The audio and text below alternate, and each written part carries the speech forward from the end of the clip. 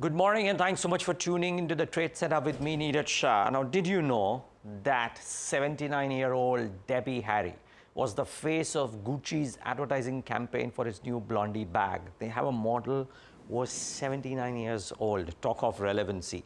Quite stunning, really, this piece of news that I saw. It's just very welcome as well. Now, what's the global news flow like? S&P 500 rose on Christmas Eve. Tech stocks gained. Multiple US states are considering strategic Bitcoin reserves. Can you imagine the mainstream recognition that Bitcoin gets if this were to happen? Really, I mean, quite simply amazing. So that's the other thing. Most Asian stocks, of course, have risen amidst thin holiday trading. Oil has held its advance with China stimulus and US stockpiles in focus. And BOJ did not give too much of a hint on the chances of a January hike. So that's the other interesting piece, really. Watch out the dollar-yen equation very, very closely. Some point of time, we'll talk about the classroom implication of what happens with the dollar versus the yen. This is what the US market did in trading on Tuesday. And Asia largely, I mean, independent of what Shanghai is showing, Asia largely is a marginal slice of green, a sliver of green across most markets, that is, which are, but very thin trading. Our markets, 24 odd points, so that is not a bad sign. The only point for our markets is that we are facing resistance at that 23,850 mark very, very strongly for the last two sessions. If we can, I don't know if we can pull up the 5-day chart, but if we can, right here, see this. See these peaks. We are effectively, the last 2 days, we tried to move higher and then retreated, tried to move higher, retreated. So is that the near-term point of resistance for our markets? Very likely. Though I would suspect that you will expect wild swings in select SMids stocks on annual NAV management. There could be a recategorization, so on and so forth. But typically, this is the time when very wild swings happen in the SMID names. So keep an eye out for them. And I think there's a move on the Tata Group stocks in Friday's session. But I would suspect, not Tata Steel really, the others, and we'll get those names, but this should be approached with caution. So these are the kind of gains that happen in some stocks, TRF, Automotive Stampings, Tata Investment Corp, Arts and Engineering, because all of this happened because of the perceived listing of Tata Capital. Now remember, this tape has played in the past in 2024. The stocks had gained quite a bit and then come off as well, very, very rapidly. So if you're not early in the game, please be very careful with trading into these. And there are a few other names, of course, Tata Chemicals, etc., etc. So please be very careful if you're trading some of these Tata Group stocks. If you're not early in the game, that's my only point, okay?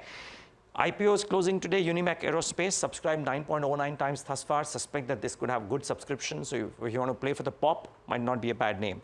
Stocks to watch, I would watch out for BSE, of course NSE as well, but BSE particularly, because apparently Zerodha's, not Zerodha parents, but the promoters of Zerodha's fund, which is called Rain Matter, and a couple of other, including Share India Securities, which is a listed stock, are going to invest some capital into Metropolitan Stock Exchange. I don't think it was 230, I think it's 110 crores, but be that as it may, are going to invest in Metropolitan Stock Exchange. I'll watch out for this one. I mean, it may not do anything really in terms of challenging the existing players like BSE, NSE, but certainly a development you want to watch out for.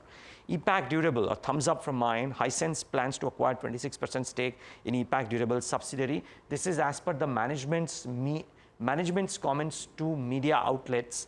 I'll watch out for EPAC, was up 5%, could be more as well. Let's wait and watch.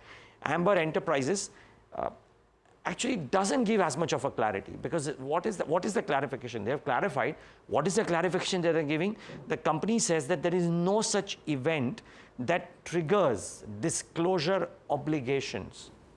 There's no firm denial that they will spin off the electronics division into a new subsidiary, as one of the media outlets had reported. I would suspect could keep Amber active today as well. Seagal, a thumbs up because the arm has executed a concession agreement with NHAI for a road project worth 981 crores. Watch out for this one. Ramki Infra has received an LOA from Hyderabad Metropolitan Water Supply Board for a period of 5 years. I'll watch out for this one. Panacea Biotech, LOA from UNICEF for a 127 crore order in calendar year 2025. Maybe Panacea could also have a bit of an uptake. Yep, 127 crores, so watch out for this one. Ola Electric has opened over 3,200 new stores co-located with service centers. They were told about their expansion in service centers and stores. I think they're expanding their reach, which is actually a good thing. I would suspect the street could take this well. And RT Drugs, the announcement came in Tuesday's session, remember, but the implication of that announcement, that now that they've got the EIR, they'll be able to export API products to the US. It has the potential to achieve sales of 60 to 80 crores, and the company could also look to add production line, which could add another 40-50 crores annually. So watch out, 12% higher in Tuesday's session. Let's see if there is more in store. Lastly, Nuvama has come out with a note on Amphy categorization. They say, fueled by the current market momentum, they expect the Amphy large cap cutoff to surge to 1 trillion, which is 1 lakh crore, and the mid cap categorization to 32,800 crores. Watch out for this one, could be an interesting thing. I mean, just the increase in market caps is quite stunning. Thanks so much, viewers, for tuning in today.